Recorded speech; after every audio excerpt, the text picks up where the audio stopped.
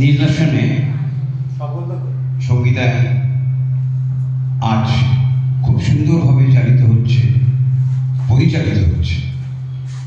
তো তাকে অনেক অনেক ধন্যবাদ।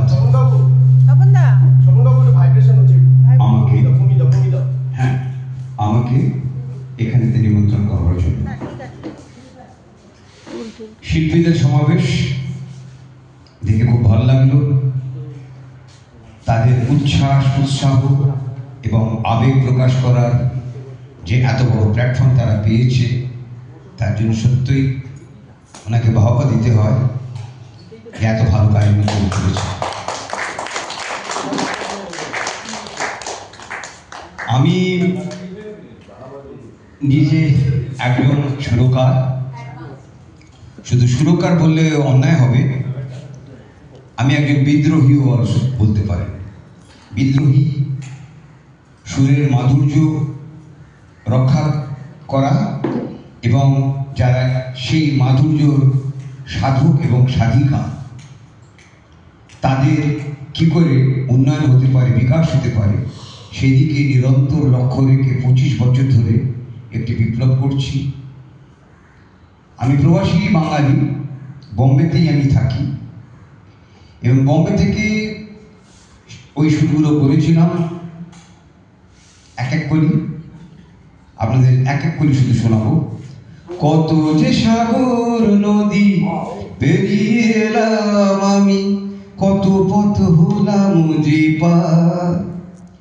তারপর তুমি এলে না, কেন এলে না।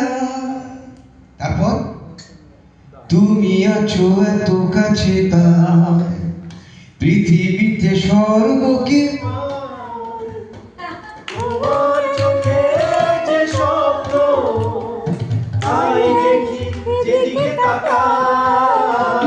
একদম ভালো লেগেছে গানগুলো। তারপরে তোমার সুরে সুর বেঁধেছি, মনে কি গো পড়ে সেই দিনের কথা। তারপর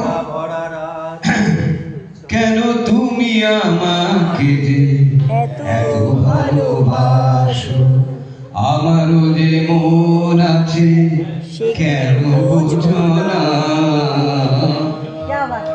তো এরকম অজস্র কুমার শানুর কণ্ঠে যত হিট গানগুলো শুনে 99 মা বাবার আশীর্বাদ এবং ঈশ্বরের আশীর্বাদ এবং আপনাদের শুভেচ্ছা নিয়ে এই গানগুলো আমি করতে পেরেছি। শুধু কুমার শানু নয়, ভাগ্যক্রমেতে আশাজি থেকে শুরু করে নিয়ে উষা মঙ্গেশকর থেকে উষা উত্তর পর্যন্ত, এরই মাঝে অলকা সলকা যারা যারা আছেন, ওই অনুদা, ফুটবল, পূর্ণিমা, মানে অধিকাংশ যত মানে প্রথম সারির সিঙ্গার সকলেই আমার সুরে গান দিয়েছে। এদিকে অভিজিৎ বলুন বা উদিত নারায়ণ বলুন, কেউ বাকি নেই ঈশ্বরের কৃপায়। এমনকি মহেন্দ্র কাপুরও বাকি নেই, সেও গান গেয়ে গেছে। পঙ্কজ উদাসও গান গেয়ে গেছে, তার ভাইও গান গায়। মানে প্র্যাকটিক্যালি এভরিবডি তাদের সাথে শুট করার মানে সুযোগ পেয়েছি। আশীর্বাদ সেটা প্রাপ্ত মা সরস্বতীর, এই এতগুলো আমি করতে পেরেছি। কিন্তু আমার দুঃখটা যেখানে ছিল, আমি দেখতাম গোটা মানে বেশ কয়েকজন মাত্র গায়ক গায়িকা তারা তাদের সাম্রাজ্য রক্ষা করে চলেছে। এছাড়া হয়তো নবোদিত গায়ক যারা বা গায়িকা তারা এগোতে পারছে না।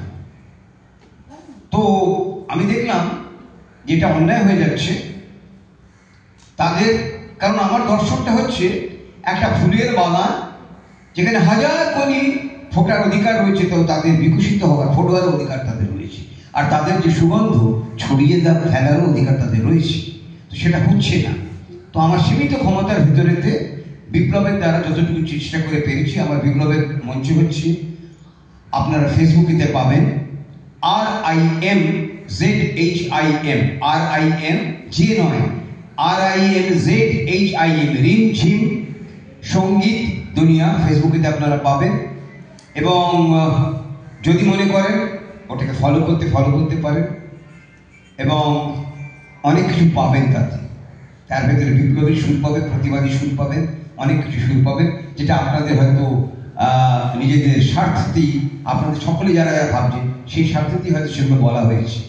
তো সেটা একটা থাকবেন, ভালো থাকবেন। এছাড়া আমি যে আজকে তার নিমন্ত্রণে যেখানে এসেছি প্রতিভা সন্ধানেতে বা অন্বেষণেতে, প্রতিভার খোঁজেতে, তো নিশ্চয়ই আমার ইচ্ছে তো এটা রইলই যে আপনারা যারা যারা এখানে আজকে প্রস্তুত হয়েছেন শিল্পী এবং যারা মধুর সুরের সাধক বা সাধিকা, তারা নিশ্চয়ই আমার সাথে সম্পর্ক স্থাপিত করার চেষ্টা করবেন। আমার নম্বরটা আপনাদের নির্দেশিকা পরিচালিকা যে আছেন মিতা ঘটক, ওনার কাছে পাবেন এবং আমার সাথে সরাসরি যোগাযোগ তারপর আপনারা করতে পারবেন। আমার হোয়াটসঅ্যাপ নম্বর উনি দিয়ে দেবেন এবং আমি ডেফিনেটলি আজকে যাদের যাদের গানগুলো আমি শুনে যাচ্ছি, আমি নিশ্চয়ই তাদের নামগুলো সর্বশেষে বলে যাবো কাদের কাদের গান আমার ভালো লাগলো এবং বিশেষত তাদের কাছ থেকে আমার অনেক আশাও থাকবে ভবিষ্যতের জন্য। এই বক্তব্যের সাথে সময় ভীষণ কম, থাকতে তো অনেক ইচ্ছে করছে, এত শিল্পী গান তো শুনবই, তো আমি সময় নষ্ট না করে এখানেই আমার বক্তব্য শেষ করলাম। সকলকে নমস্কার।